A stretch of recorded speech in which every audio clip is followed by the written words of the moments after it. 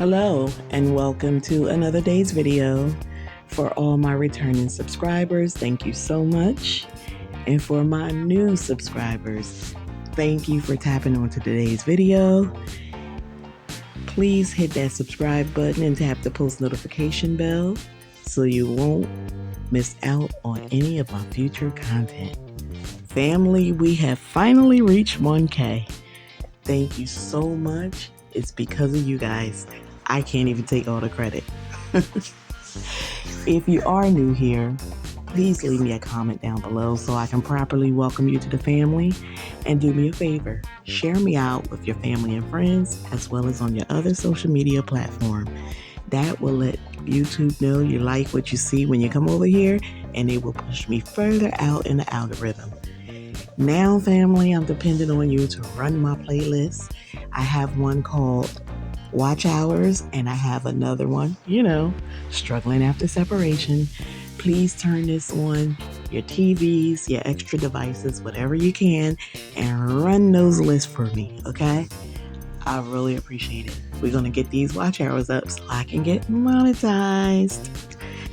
Guys, let's move right on into, we're going to piggyback off of yesterday's topic. She had an abortion.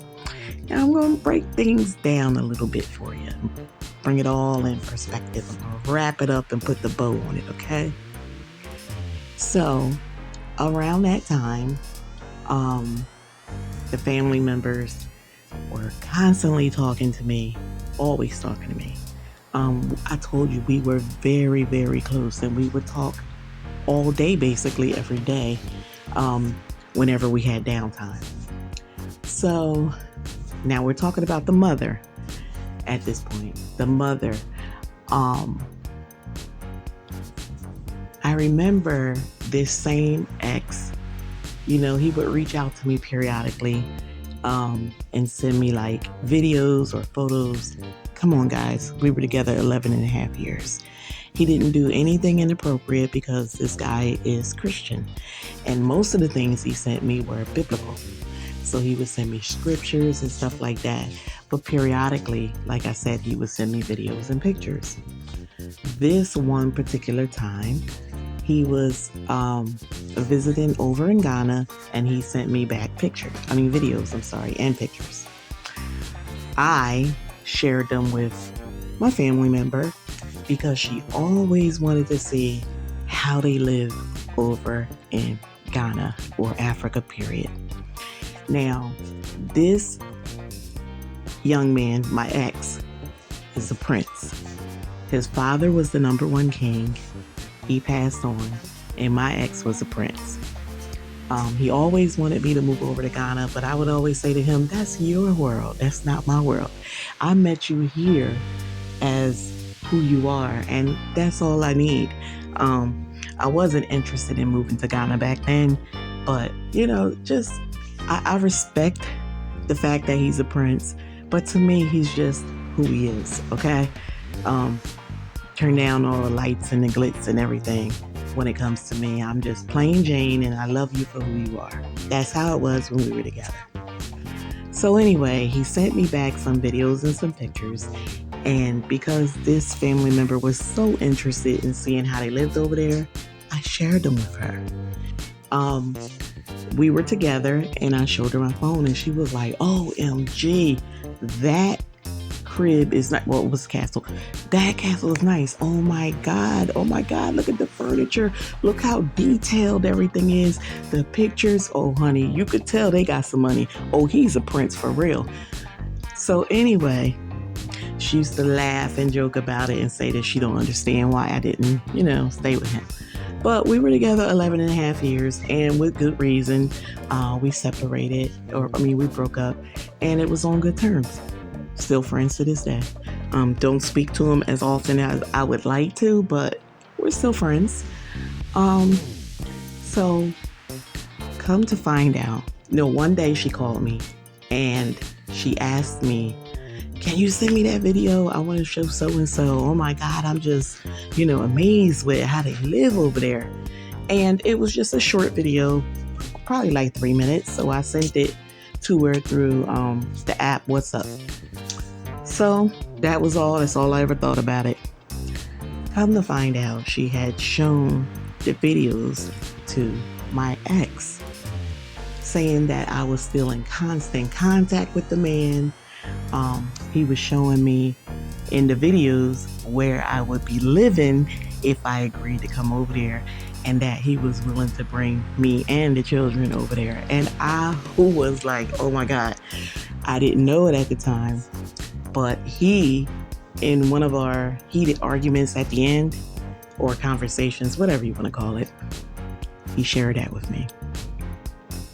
And he went on to say that I supposedly wanted to leave him for him, and that's when he shared about the fact that I had this said abortion from this particular man, and that, I wanted to be with him. Number one, I wanted to bust his bubble. I reminded him about the time that I had to go to the ER and he sat here with the kids. I kept having excruciating pains, guys. So he had to stay here with the kids again during the pandemic, and I drove myself to the ER because remember, no one could come in with you. You had to come alone. And when I went there, I was checked out. They ran some tests, and I was discharged that evening with some pain medications and some anti-inflammatory, and just like that. So I had to remind him of that ER visit. And I asked him if he remembered, what was going on at the time when I was discharged. And he said he vaguely remembered. And so I went downstairs into the box that I keep all my important documents, and I brought the discharge paperwork out. And I handed it to him. And I said, this is what you forfeited your marriage for. And I showed him the discharge paperwork. Guys, if you could see the look on this fool's face when he realized that, again, they misled him. But I don't only blame them. I blame him mostly when it comes to the relationship. Because you were the one I was married to. You were the one I took vows with before God. And you repeated what God has put together. Let no man put asunder. And you did just that. As far as they are concerned, I'm not understanding why you were so intentional by requesting that video and by having so many conversations behind my back with my partner and sharing a bunch of false information. I don't understand what it is about me or what I did to you and why you couldn't come to me as a woman, especially considering the fact you spoke with me every day, all day. It just doesn't make sense. I've seen it in the comment section, and I see where you guys are saying like it appears that your family member or your ex-family member had some type of grudge against you, and I wholeheartedly agree. Don't understand what it is, probably never will, because you have to be that type of individual in order to understand that type of individual. We are obviously different, cut from different cloth, yet we come from the same bloodline. It's so crazy. Anyway, guys, the moral to this story today is when you play stupid games, you win stupid prizes. Thank you guys for hanging in there with me. I know it's a lot of stories and it's a lot to keep up with, but I promise at the end of it all, I'm going to wrap this gift up and put the bow on it. And when you guys realize how everything unfolded, it's going to blow your wig back. Like I said before, it blew mine back, and I have locks. I can't, for the life of me, ever get past this. This is something that I would never wish on my enemy's enemy, because it is too hurtful and it's it's just the way that they were so undermining to talk to me day in and day out. And in casual conversation, they would ask for my ex. Is he home or where he at? Oh, he out cutting hair?